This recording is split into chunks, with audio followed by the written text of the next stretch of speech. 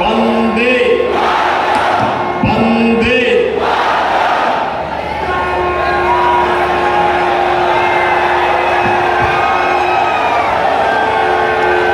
आज की इस चुनावी सभा में उपस्थित भारतीय जनता पार्टी के महाराष्ट्र के अध्यक्ष श्रीमान चंद्रशेखर बावनकुळे जी,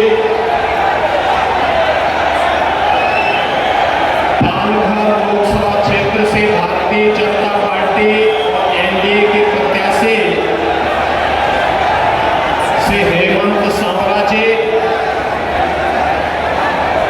पालक मंत्री श्री रविंद्र चौहान जी, मंच पर उपस्थित माननीय सांसद श्री राजेंद्र गावित जी, माननीय विधायक श्री नीतीश राणे जी, रविंद्र पाठक जी, श्रीमती रानी द्विवेदी जी, महेंद्र पाटिल जी, श्री राजन नाइक जी, श्री विश्वनाथ पाटिल जी, श्री नीलेश तोरड़कर जी, श्रीमती स्नेहा दुबे जी, श्री नंद कुमार पाटिल जी, मंच पर उपस्थित भारतीय जनता पार्टी, शिवसेना, एनसीपी,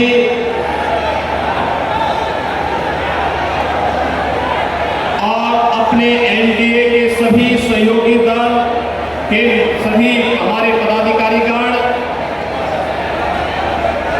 और उपस्थित पालघर के मेरे सभी उपस्थित बहनों और भाइयों, मैं सबसे पहले हिंदवी स्वराज का बोध जागृत करने वाले छत्रपति शिवाजी महाराज के पवित्र चरणों से पवित्र हुई इस पावन धरा को, जिसे राघोजी भागरे, श्री कृष्णाजी राव जैसे क्रांतिकारियों ने अपनी क्रांति ज्वाला से पवित्र किया है, इस पुण्य भूमि को कोटि कोटि नमन करते हुए आप सबका मैं हृदय से अभिनंदन करता हूं, स्वागत करता हूं। बहनों और भाइयों,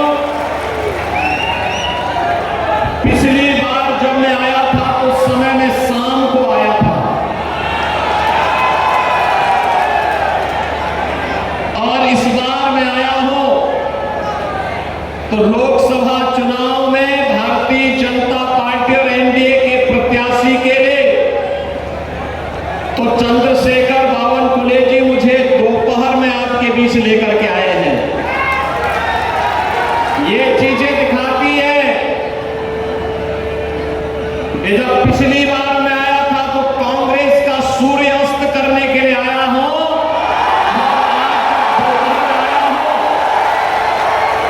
मान के चलिए भारत के अंदर छत्रपति शिवाजी महाराज के द्वारा जिस हिंदवी स्वराज की स्थापना की थी मोदी जी के नेतृत्व में, अब वह बनकर के रहेगा, कोई माई का लाभ उसको रोक नहीं पाएगा। आपने अयोध्या में रामलला के भव्य मंदिर के निर्माण कार्यक्रम को देखा होगा, देखा है ना? ये कांग्रेस और इंडी गठबंधन से जुड़े हुए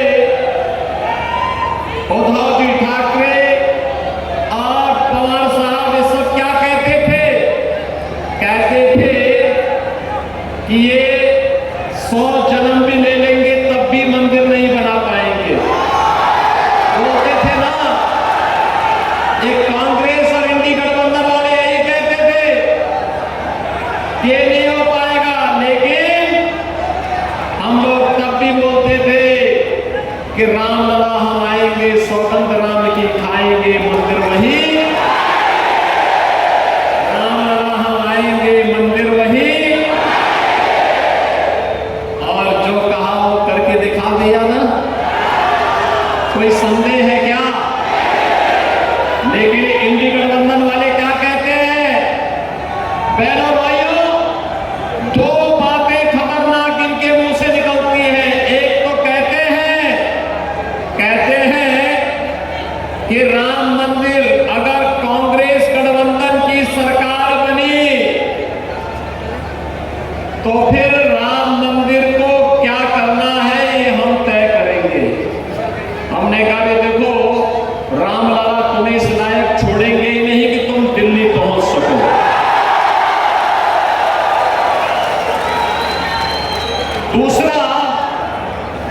दूसरा इन लोगों के द्वारा हमेशा प्रयास किया गया, ये डराते थे, कहते थे अगर राम मंदिर हिंदुओं के पक्ष में अयोध्या का फैसला आ गया तो दंगे हो जाएंगे, खून की नदियां बह जाएंगी। और बहनों और भाइयों, अयोध्या में माननीय उच्चतम न्यायालय का फैसला राम मंदिर के पक्ष में आया। प्रधानमंत्री जी ने कृपा करके वहां शिलान्यास भी किया, राम मंदिर का निर्माण भी हुआ, रामलला विराजमान भी हुए। कहीं तिनका नहीं हिला, तिनका नहीं हिला। गंगा तो बात बहुत दूर की है। और मैं इन इंडी गठबंधन वालों को भी कहना चाहता हूं, उत्तर प्रदेश में तो पिछले 7 वर्ष में कोई दंगा ही नहीं हुआ। अगर हम लोग रामलला को आप सबके आशीर्वाद से, भारत की जनता के आशीर्वाद से, मोदी जी के नेतृत्व में अयोध्या में विराजमान कर सकते हैं, तो बड़े बड़े माफिया और दंगाइयों का राम नाम सत्य है की यात्रा भी निकाल सकते हैं। और ये हुआ है ना, देखो, पहले जो बड़े बड़े माफिया वहां पर सत्ता का संचालन करते थे, धमकाते थे, अराजकता फैलाते थे, बेटी और प्यारी की सुरक्षा के लिए खतरा बने हुए थे, वहां के विकास के बैरियर बने हुए थे, हमने बुलडोजर चला करके एक झटके में उनकी सफाई कर दी। आज आप देख रहे होंगे उत्तर प्रदेश में सारा अतिक्रमण समाप्त हो गया। अब वहां दंगा का कोई सोचता ही नहीं है। अब तो बहनों और भाइयों, उत्तर प्रदेश में कोई सड़क पे नमाज भी नहीं पढ़ता।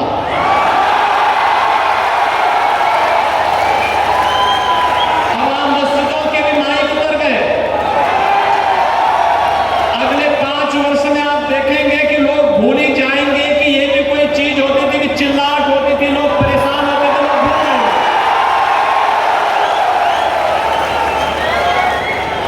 बहनों और भाइयों, हमें अगर एक भारत श्रेष्ठ भारत बनाना है तो सबकी भावनाओं का सम्मान करना होगा, भारत के महापुरुषों को सम्मान देना होगा, भारत के देवी देवताओं को हर हाल में उनके प्रति आदर का भाव रखना होगा, हर बेटी को पूरी सुरक्षा देना होगा, हर व्यापारी को संरक्षण देना होगा, हर युवा के हाथ को रोजगार देना होगा, हर चेहरे पर खुशहाली लाना होगा। और यही तो छत्रपति शिवाजी महाराज का हिंदवी स्वराज का पाठ है। और यही कार्य तो मोदी जी कर रहे हैं। पिछले 10 वर्ष में हमने बदलते हुए भारत को देखा है। बहनों और भाइयों, ये नया भारत इस भारत में दुनिया के अंदर भारत का सम्मान बढ़ा है, सीमाएं सुरक्षित हुई है, आतंकवाद और नक्सलवाद पर लगाम कसा गया है। और आपने भी देखा है, आतंकवाद और नक्सलवाद को पूरी तरह नकेल कसाई गया है, लेकिन अगर कहीं पटाखा का भी थोड़ा सा जोर से आवाज हो जाए तो सबसे पहले पाकिस्तान सफाई देता कि मेरा हाथ नहीं है, मेरा हाथ नहीं है, क्योंकि से मालूम है ये नया भारत है, छेड़ता नहीं, लेकिन कोई छेड़ता है तो छोड़ता भी। और कांग्रेस की सरकार के समय क्या होता था, आतंकवाद होता था, मुंबई विस्फोट हुए थे, कांग्रेस के लोग क्या कहते थे, यूपीए सरकार कहती थी आतंकवादी सीमा पार के। अरे सीमा पार के हैं तो आपकी मिसाइल कब के लिए है? जैसे मोदी जी ने एयर स्ट्राइक करके सीधे पाकिस्तान के अंदर घुस करके आतंकवाद को पूरी तरह तबाह किया। और अब तो आपने देखा होगा, ब्रिटेन के एक बड़े समाचार पत्र ने यह लिखा कि पाकिस्तान के अंदर पिछले 3 वर्ष के अंदर जितने बड़े दुर्दांत आतंकवादी थे वे एक एक करके मारे गए, और मारने वालों में भारत की एजेंसी का हाथ है। वे जो हमारा दुश्मन है हम उसकी पूजा थोड़े करेंगे। अरे कोई हमारे लोगों को मारेगा, कोई हमारे लोगों को मारेगा तो हम उसको पूजेंगे नहीं भाई, हम भी तो उसको वही करेंगे जिसका वो हकदार है, जिसका वो हकदार है। और वही हो रहा है। और अब तो पाकिस्तान को, पाक अधिकृत कश्मीर को बचाना मुश्किल हो रहा है। आप देखना, चुनाव के बाद मोदी जी को तीसरी बार प्रधानमंत्री बनने दीजिए, अगले 6 महीने के अंदर आप देखेंगे कि पाक अधिकृत कश्मीर भी भारत का हिस्सा होगा।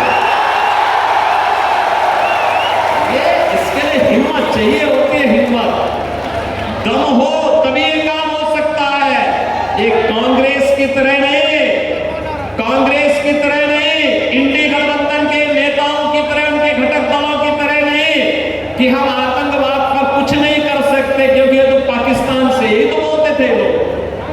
आज अगर वह कुछ करता है तो वो थोड़ी सी टेढ़ी नजरों से देखता क्या है कि इससे पहले कि वो भारत की तरफ नजरें टेढ़ी करे, उसकी नजरों को ही निकाल करके बाहर कर दिया जाता है, कहा जाता चुप, ये नहीं चलेगा। बहनों और भाइयों, ये नया भारत है, बिना रुके, बिना डिगे, बिना हटे, बिना डरे, आज मोदी जी के नेतृत्व में विकास की जिस यात्रा को आगे बढ़ा रहा है, आप सबके सामने है। अभी मैं देख रहा था मुंबई से नागपुर का समृद्धि एक्सप्रेस वे, मैं देख रहा था महाराष्ट्र के अंदर इंफ्रास्ट्रक्चर, मोदी जी के नेतृत्व मार्गदर्शन में माननीय गडकरी जी ने इतना अच्छा इंफ्रास्ट्रक्चर दिया, हाईवे का, रेलवे का कितना अच्छा इंफ्रास्ट्रक्चर हुआ है, नमो भारत, वंदे भारत, अमृत भारत, अत्याधुनिक वर्ल्ड क्लास ट्रेन, मेट्रो, और युवाओं के लिए IIT भी है,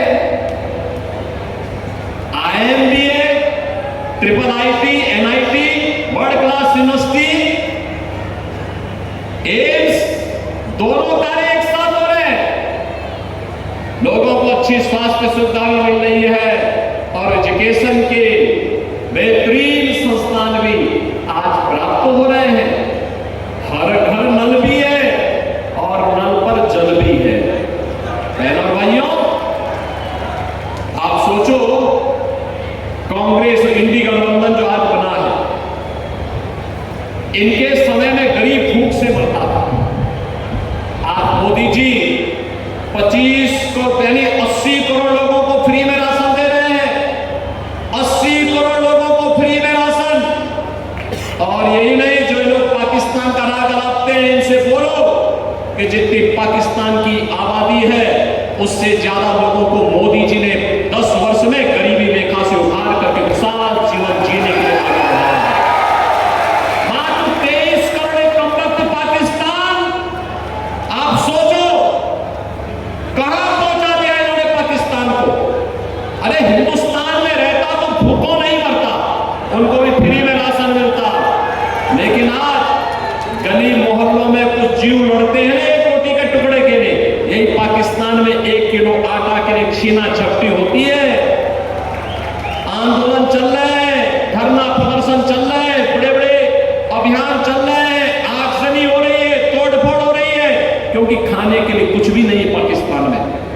तो जो पाकिस्तान का राग लाते हैं, इनसे बोलो कि जाओ पाकिस्तान में जाके भीख का कटोरा लेकर के भीख मांगो, हिंदुस्तान के बोझा क्यों बने? जाओ ना वहीं पे, जाओ वहां पे पाकिस्तान के पास जाकर के वहीं रहो। क्यों हिंदुस्तान पे बोझा बने हुए हो? हिंदुस्तान के इस बोझे को दूर करने की आवश्यकता है।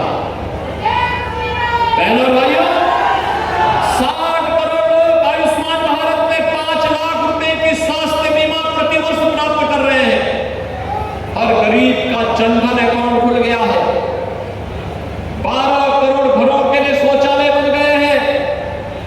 4 करोड़ गरीबों के मकान बन गए हैं। और मोदी जी ने कहा है कि 70 वर्ष से ऊपर का हर सीनियर सिटीजन चुनाव के बाद प्रतिवर्ष 5 लाख रुपए की स्वास्थ्य बीमा का, आयुष्मान भारत की सुविधा का लाभ प्राप्त करेगा। जितने भी गरीब बचे हैं जिनके पास अपना आवास नहीं है, उनको एक एक आवास मिलेगा। यहां पे तो सुरक्षा भी है, सम्मान भी है, यहां पे विकास भी है, गरीब कल्याण भी है और विरासत का भी सम्मान है। अयोध्या में रामलला का भव्य मंदिर भी बन गया है। काशी में काशी विश्वनाथ का मंदिर बन गया है। याद करिए, महाराष्ट्र और उत्तर प्रदेश का संबंध तो ये चोली दामन का संबंध है, कोई अलग कर ही नहीं सकता है। याद करिए, छत्रपति शिवाजी महाराज को जब छत्रपति की वाणी से सम्मानित करना था, उनका अभिषेक करना था, तो काशी के काका भट्ट महापंडित ही आकर के इसका रस्म को पूरा करने में योगदान दिए थे। अब हमारे काशी में आइए, वहां मराठा घाट मिलेगा। वहां पर महाराष्ट्र के राजाओं के द्वारा बनाए गए, भोसले के द्वारा बनाए गए बड़े बड़े घाट मिलेंगे। वहां पर मराठा समाज अलग से काम करता है, महाराष्ट्र समाज अलग से काम करता है। अलग अलग प्रकार के रीति रिवाजों का केंद्र बिंदु आज काशी बना हुआ। काशी में भगवान विश्वनाथ धाम आज आप देखिए क्या जगमगा रहा है। और काशी के साथ अयोध्या, अयोध्या के बाद और मथुरा की तरफ हम आगे बढ़ रहे हैं। हमारे कृष्ण कन्हैया कहां चुप बैठने वाले हैं? वो तो पहले ही बोल चुके हैं, उन्होंने तो पहले ही कह दिया है, वो तो पहले ही इस बात की घोषणा कर चुके हैं कि परित्राणाय साधूनां विनाशाय च दुष्कृताम्। उन्होंने पहले ही कह दिया है कि मैं सज्जनों का संरक्षण करूंगा और रामद्रोहियों का, राष्ट्रद्रोहियों का नाश करूंगा, उनको जीने नहीं दूंगा। और बहनों और भाइयों, आज नए भारत में सब आप देख रहे होंगे, जैसे जैसे चुनाव बीतते जा रहे हैं, 4 चरणों के चुनाव हो गए हैं और 4 चरणों के इन चुनावों का परिणाम आप देख रहे हैं। पूरे देश के अंदर उत्तर, दक्षिण, पूर्व, पश्चिम, मुझे अब तक 10 राज्यों में जाने का अवसर प्राप्त हुआ। और देश में सबसे बड़ी आबादी का राज्य तो उत्तर प्रदेश है। बहनों और भाइयों, मैं कह सकता हूं वहां पे एक ही आवाज है, हर ओर से एक ही आवाज, एक ही नारा पूछता है, और वो पूछता है कि फिर एक बार, फिर एक बार, फिर एक बार, अब की बार, अब की बार 400 पार के नारे से एक कांग्रेस है, उद्धव ठाकरे हैं, शरद पवार जी हैं, लालू जी हैं, अखिलेश यादव हैं, इन सबको अपने पैरों के नीचे की जमीन खिसकती हुई दिखाई देती। कहते क्या होगा 400 लेने में, क्या होगा? फिर पूछते हैं, जनता से पूछते हैं 400 पार कैसे पाएंगे? तो जनता जनार्दन कहती है कि देखो, जो राम को लाए हैं हम, जो राम को लाए हैं और राम को मोदी जी लाए हैं। मोदी जी ने अयोध्या में विराजमान कराया है। और बहनों भाइयों, मैं इसलिए कह सकता हूं, इस चुनाव में कुछ मत देखिए, मोदी जी ने विकास कराया है, सुरक्षा दी है, सम्मान दिया है, गरीब कल्याण किया है।